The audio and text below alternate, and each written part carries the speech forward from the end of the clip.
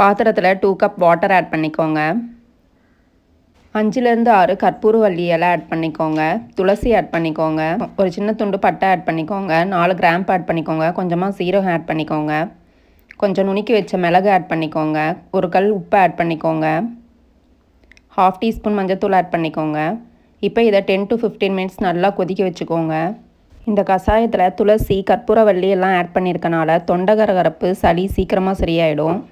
இது ரெய்னி சீசனுங்கிறனால குழந்தைங்களுக்கு அடிக்கடி சளி பிடிக்கும். இதை 2 to 3 டேஸ்க்கு ஃபாலோ பண்ணிங்கன்னா ஃபுல்லாக க்யூர் ஆகிடும். ட்ரை பண்ணி பார்த்துட்டு கமெண்ட் பண்ணுங்கள்.